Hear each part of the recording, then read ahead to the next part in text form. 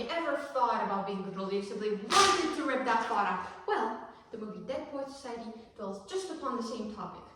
You see, it introduces us two characters in their world, Todd and Neil. Neil wants to be an actor. He wants to pursue a creative career. He does not want to be controlled by his father, who tends to always try to pull him towards the less creative side of things.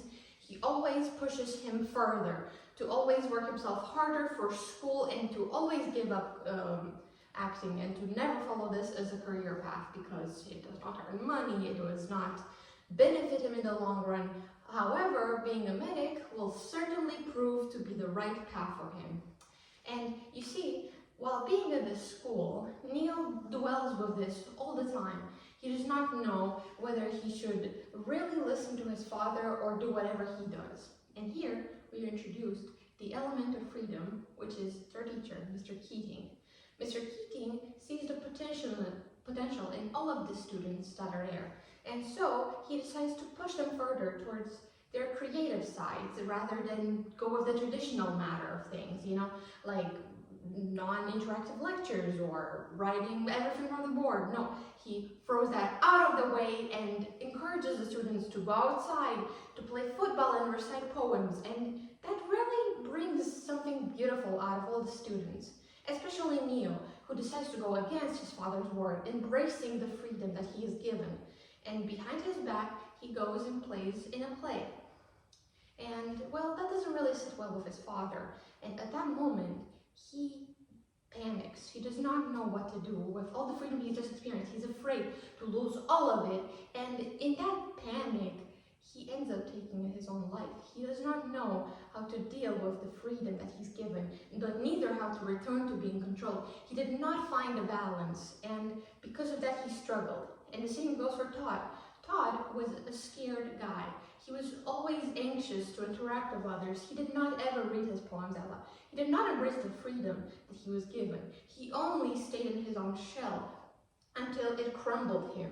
And this really took a toll on him.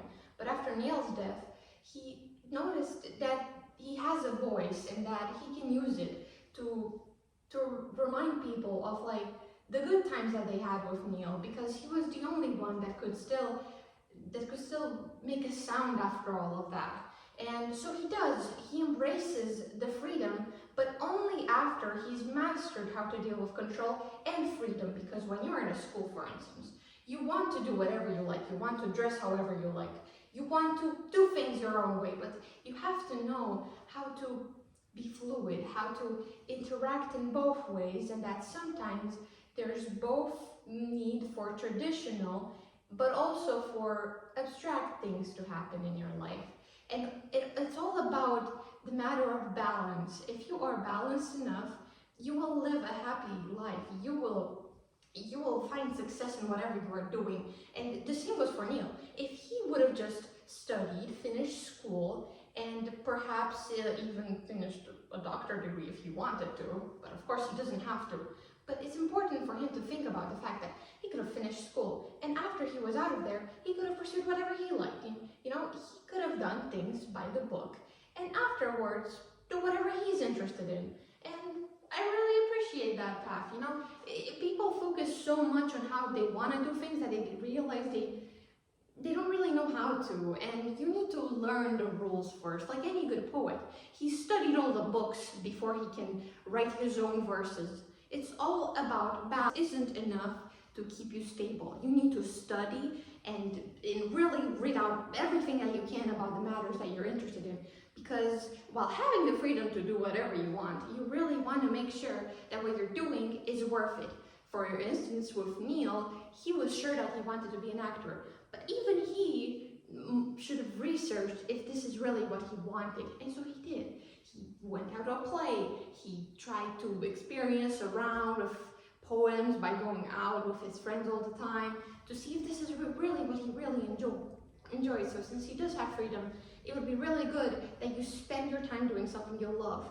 But again, it begs the question, if you want to do this, why do you need to do anything else? Well, it's simple, because life is quite nuanced, and even though you want to pursue a certain thing, it will never be how things are. You will always need to do a different thing as well aside from that. And you don't really necessarily need to do that thing in the end. It's just important that you have a safe edge